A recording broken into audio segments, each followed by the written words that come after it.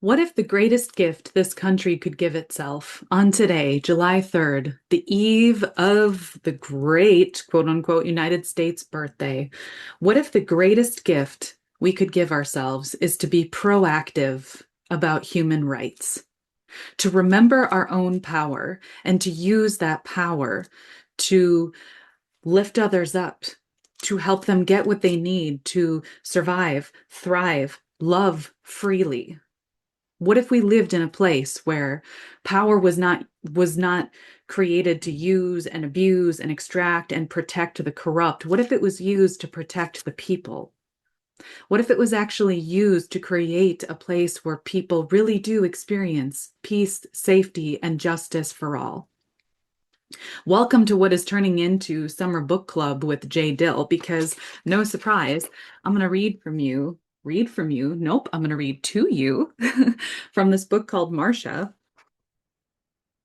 by Tourmaline, which you absolutely have to read.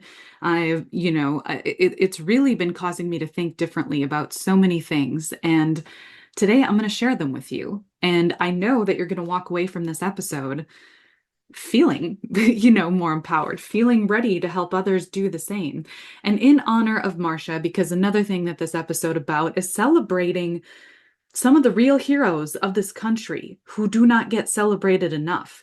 So in honor of Marcia, I'm wearing some flowers in my hair, just like she did, like she was known for, because I think a huge part of healing this country is telling the stories of the people who fought for everything, who fought for the justice for themselves, for those they loved, despite all of the corrupt structures that were working against them. So that's the other thing that this episode is about. It's about, what do we do now that we're waking up to the fact that maybe the systems that are put in place to protect us aren't so protective? Some people, those who have been persecuted for a long time, learned this long ago. And so part of what I'm here to do today is also to encourage the privileged to be brave enough to recognize what those who've been persecuted were forced to understand. And that is that some of the corrupt systems that are in place in this country are there to protect a few at the top who look a certain way, who love a certain way, who have a certain amount of money, not so much for the people. And even if you don't live in the United States, because I know some of my listeners don't, this is for you too. This is for you to reclaim some of your own power in your community and spread that love too. And the part of the book that I'm reading today will hopefully encourage you in whatever fight for justice you're in and whatever battles you might be facing. So stay with me while I read this. This is so fun. I love that I get to have this book club with you. So in Tourmaline's book, she writes that some have sought to undermine Marcia's key role in the Stonewall Rebellion. Historian David Carter speculates that sentiments of anti-sex work, transphobia, racism, and ableism are part of the reason Marcia's contributions inside the Stonewall were erased from initial retellings, including that by Morty Manford, who went on to be a key leader in the movement following Stonewall. Morty may have censored his own recorded accounts, Carter wrote, fearing that to publicly credit a severely mentally ill transvestite prostitute with starting the Stonewall riots and thus indirectly the gay liberation movement could have been used effectively by the movement's opponents. Now, I have to start here because this is really important for you to understand. So, Marsha P. Johnson was a sex worker, right? She did also struggle with some mental illness. Some of the historians who wanted to further the gay rights movement were afraid sometimes to cite her role in the riots and the movements because they were afraid that their opponents would use her mental illness or would use the fact that she engaged in sex work against them to sort of discredit the movement, discredit the argument. How many of us have been afraid to stand up or speak up because our opponents will, quote unquote, fight dirty and use the things that we've been shamed for or judged for against us? I can relate. But what if we deconstruct the meaning of some of this, of sex work, of mental illness? First of all, everyone's mentally ill. Okay? Like, can we just recognize that we do not live in an equal world. We live in a survival of the fittest world. And maybe not the fittest, maybe that's not the correct word. Maybe the correct word is we live in a survival of the privileged world, right? Those who have the proper resources, the accepted skin tone, sexual orientation, gender identity, all of that. Those are the ones who are allowed to survive and thrive. Okay? So let's just acknowledge that we live in what can be a very messed up world. So of course we're going to be mentally ill. Who isn't? And if you go on to read some of the things in this book, and it's not just a trauma dump, okay? So I don't want you to steer clear because you're worried. As somebody who's a very sensitive person, I can handle this book. You can too. It's not just a trauma dump. It's realistically recording the persecution that trans folks endured for a very long time, particularly by the police, the people who were supposed to protect them, and judges, okay, literal judges enforced a lot of this discrimination. So, of course, people are going to be mentally ill when they are sexually harassed and discriminated against on a daily basis by those who are supposed to protect them. But does that mean that their story, their bravery, their heroism should be discounted? Absolutely not. Human beings, even those pushed to the very edge of society, are resilient, are strong, are powerful. And I think it speaks a lot to Marcia's heroism that she was still able to stand up, to love her friends, to be herself, despite the very structures that are supposedly said to protect her constantly attacking her and her friends. So I can understand why some historians would be afraid to share that because of the judgment, but let's be real. Resiliency, heroism does not look like Captain America. It looks like thriving in the mud. It looks like the lotus flower. Marsha P. Johnson is the lotus flower, rising, blooming, despite the mud that she was forced to live in at times. But mud, soil, the ground, that's also where seeds thrive. And she found powerful roots, powerful connections despite everything. Maybe those are the kind of heroes we should look to in this country. And as far as the sex work goes, I'm not going to say too much about it because I'm not familiar with it, but I'm going to say this. Before the existence of laws that protected trans folks in the workplace, and we still don't even have all that we need, what else was she supposed to do to make money when she wasn't allowed to be herself in other workplaces? So before we go judging people for doing sex work, imagine what it would be like to not be able to dress the way that you need to dress, to do your hair, to just be yourself, to use your correct pronouns. What if you weren't allowed to exist in the workplace? The typical, traditional, standard, accepted workplace. What would you do? So that's all I'm going to say about that, is that sex work is not a fair judgment. Because first of all, I think we've also recognized that, a bunch of people in power in this country also have kind of a sketchy history when it comes to their involvement with certain islands and certain billionaires who owned those islands and had connections on those islands. So let's not even go there, okay? Let's just not judge people for things like this. But I also hope that this encourages you. You don't have to look like Captain America to be a hero. Heroes look like Marcia. Heroes look like people who are struggling, who are thriving despite. They shouldn't have had to. Hence the other purpose of this episode, to create a place where we can be proactive about human rights so people don't have to get pushed to the brink of their mental health and well-being. And so people aren't forced, to do certain jobs because they're not allowed in other workplaces.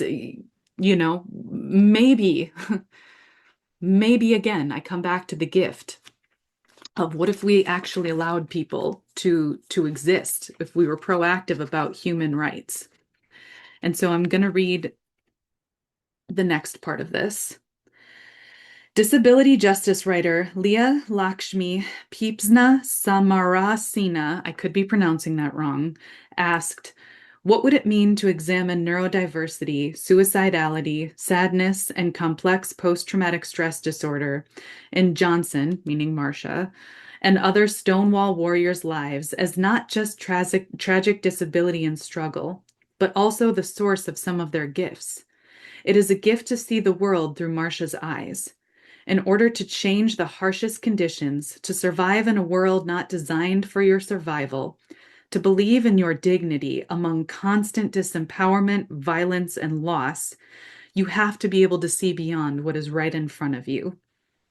Instead, you need to see into what is possible, what might have been, what could be, and what will be. Nothing is this or that, um, pink or blue. Like everything is all mixed together. And some of the way that Marcia saw her stories, because part of what this talks about too is that she mixed up dates sometimes, but it's like when you're traumatized and you're living through that trauma, it's gonna happen, and that doesn't mean her story needs to be discredited entirely. In fact, to see Marcia as a hero, one who was able to find joy in her own freedom despite everything, that really is a gift. To see someone who found a way to thrive when everything was working against them, that really is a gift.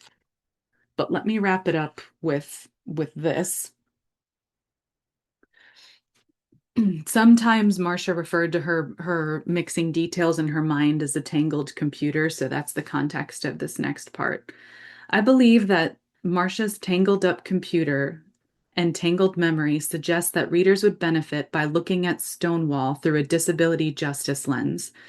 Peepsna Samar Sina insightfully writes that a riot, this is really important, listen.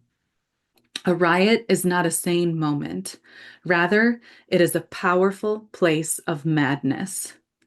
And therefore, the Stonewall Rebellion was as a whole a disability space. We resist ableism when we honor Marcia's incoherence as a powerful way of understanding history.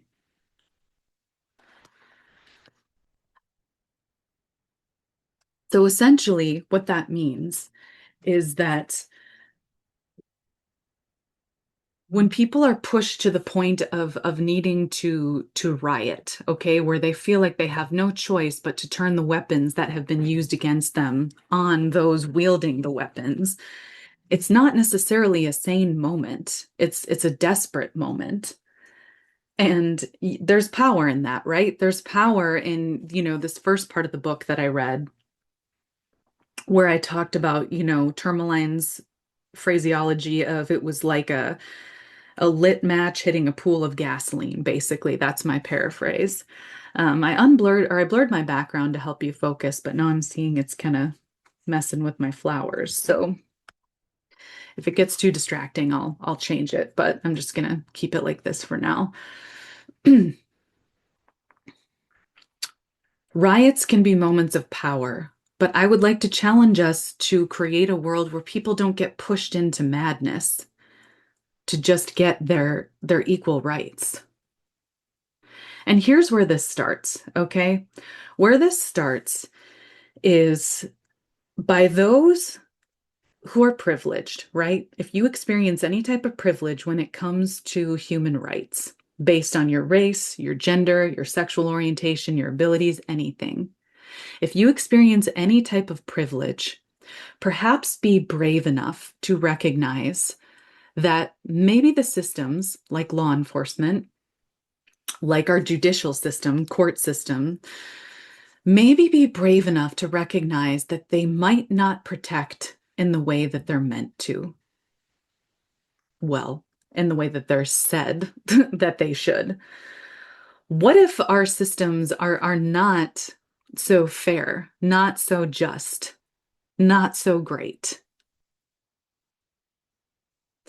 I think we've gotten to a point where maybe we can actually acknowledge that this government that we look to, this judicial system that we look to, was perhaps built to protect a few with certain agendas and not everyone. Again, this is something that folks who've been persecuted for years already knew.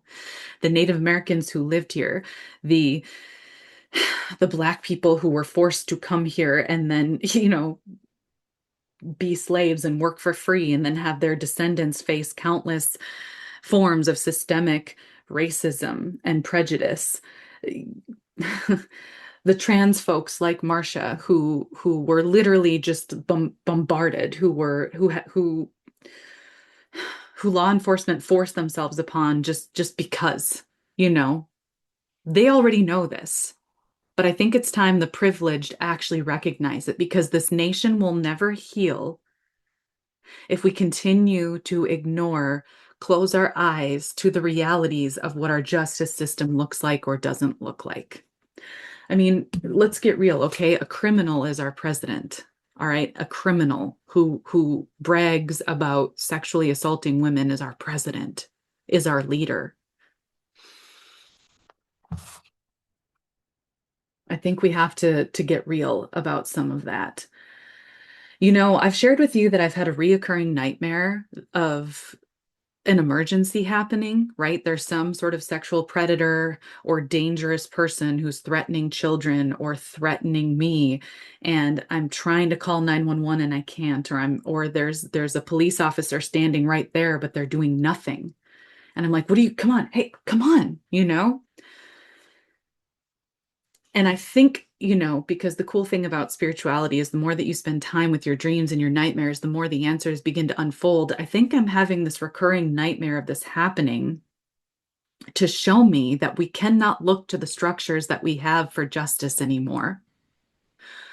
As somebody who has sat in on court hearings for the crime of domestic assault, and who has sat in on court hearings for custody cases, I mean, because I was a part of it, for domestic abuse in the home, the judge is sitting up high. The judge is above everyone else. Why are our courtrooms like that? Why are the judges above everybody else? Who are you? Who actually are you? Someone who is privileged enough to get a certain type of education that puts you in that seat?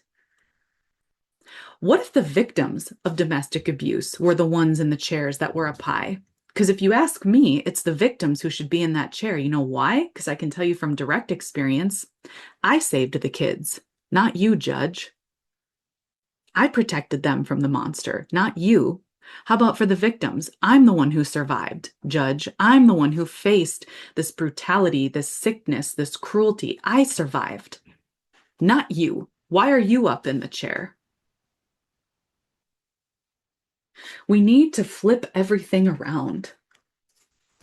We need to raise up people like Marsha P. Johnson, people like the victims who survive and those who've loved them and protected them, the victims who survive abuse, persecution, the ones who are really out there protecting the kids. Now, I'm going to say this, small disclaimer. There are good law enforcement officers out there. I can tell you from direct experience, the one we had on the night of our tragedy related to domestic abuse, I couldn't have asked for better police officers. They protected us. They did everything they could to actually apprehend the perpetrator and not the victims. The police officers did.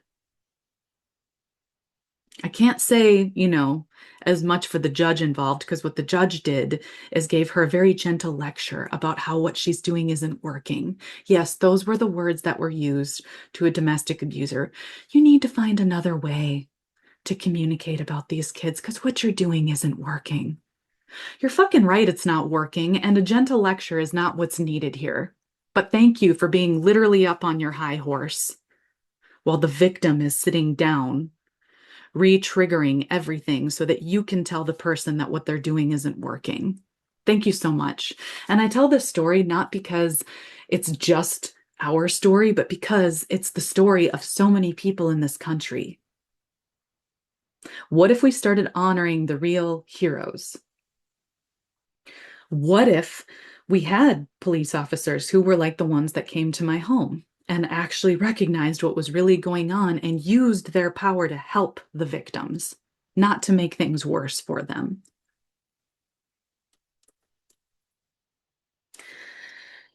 Things need to change. We have to get to a point where people aren't pushed to rioting. So many people judge people for rioting. I mean, as somebody who was 15 minutes away from where all the riots happened after George Floyd, there was a lot of judgment. There was a lot of, oh, I got to get out of here. I got to get away from all this. Well, okay, you can because of your privilege. Do you think that the people engaging in these riots woke up and said, you know what, I'm going to set everything on fire? Is it maybe because they're tired of being the ones set on fire? Is that perhaps what it could be? Nobody wakes up and just decides that they want to riot. You get pushed to a point where you use the weapons that have been used on you and you turn them back on your attacker. That's what happened at Stonewall. That's what happens in riots. We need to make a place where people don't get pushed to rioting. Because at the end of the day, like, let's just think about this. What purpose does discrimination against trans folks or anybody really serve? What good does it do the people hating? No good. All it does is all that discrimination does is protect the people who are in corrupt positions and give them more power to just continue to serve their own degenerate agendas. That's all it really does. There is no reason to deny anybody their human rights based on their gender expression, their race, their abilities, or the sex they were assigned at birth. There is no reason other than serving some corrupt agendas who benefit for really perverted reasons. Because that's something that's become clear in this country too, is that people who have all this money and power, it's really become rather perverted, hasn't it? So here's what I invite you to do today. I invite you to think differently, because if there's anything that these dreams have taught me, it's that I have to stop looking at the corrupt structures to save me. I have to stop wasting my breath. You should go listen to my Save Your Breath episode. It's right before this one. I have to stop wasting my breath screaming at the corrupt people to change things. They're not going to change things. Change has to come from some other way. It has to come from your creativity. It has to come from your passion, from your power. And how you start is you just listen to yourself. You know a lot more than you think that you know. Take a minute. Ask yourself, what is my relationship with power? Because we all have more than we think. How can I unplug from what I was conditioned to be? Which, if you live in the United States, that's likely a corporate machine who spends a lot of money on what you look like to reach a certain ideal until you're too old, quote unquote, to work anymore. And then you live off of joke of a benefits after giving the country everything you have until you die. Okay. How can we unplug from that and remember who we are? And maybe think, what can I do right now in my community to create a place that's actually safe for everyone so that people don't have to get pushed to the point of rioting just to protect themselves? The best thing I can do to help you is to tell you what I'm doing. Number one, if there's something that you don't understand or you maybe have some bias or prejudice about, read about it.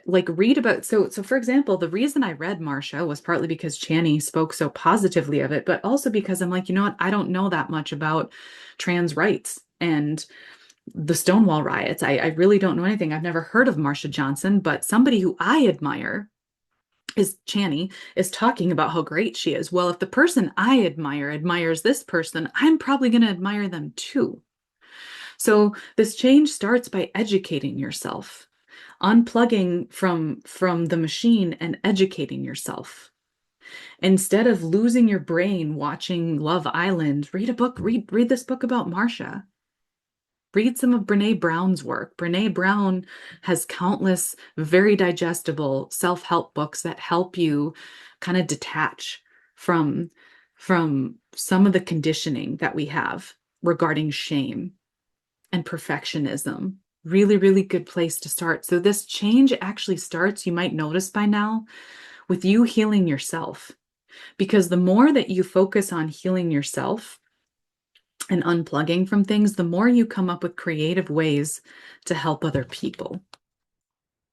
So it starts with you. I'm just going to double check my notes to make sure I've covered everything that I want to cover with you. Yeah.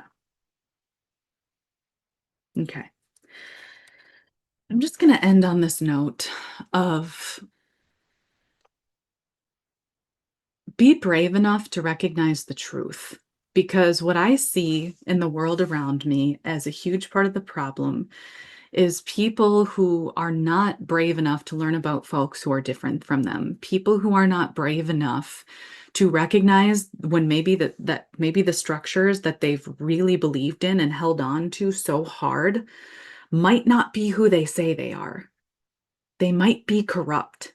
Because I can tell you all of this, is learned from experience. I used to attend church regularly and cling to Christian teachings. I used to work in public education.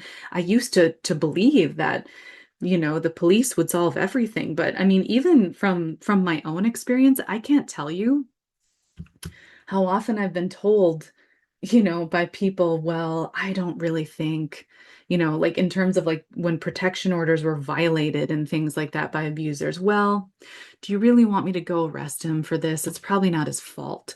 We have a system that too often protects the criminal, protects the one who caused the harm. Be brave enough this 4th of July to recognize that maybe these structures that you're clinging to aren't so much about peace and justice for all, even though they claim to be. Maybe there's something more there. Be brave enough to just recognize that. Change can't happen if people are still clinging to the old ways. It's hard work, but it's absolutely worth it. So like I said, I'm telling you this from experience of somebody who has painfully, detached from some of these structures, but it's absolutely worth it to have your eyes opened and to see what true freedom looks like. And the encouraging part of Marsha's story is that true quote unquote American heroes can look like you. What if the things that you were shamed for could actually be flipped into, look what I survived. Look how I thrived and found myself in spite of. And then what would the world look like if I didn't have to do that? I want to take a moment to thank people like Marsha P. Johnson, who fought for freedom in a country that claimed to be free but wasn't free. I want to thank the Dakota teacher who educated me on the stories of the Dakota people and and the truth about Fort Snelling, where I live, and the Dakota folks who are imprisoned there. I want to thank the Dakota people who are still here telling their stories, despite the quote unquote American attempt to eradicate them. Maybe this 4th of July recognize that we are standing on stolen land.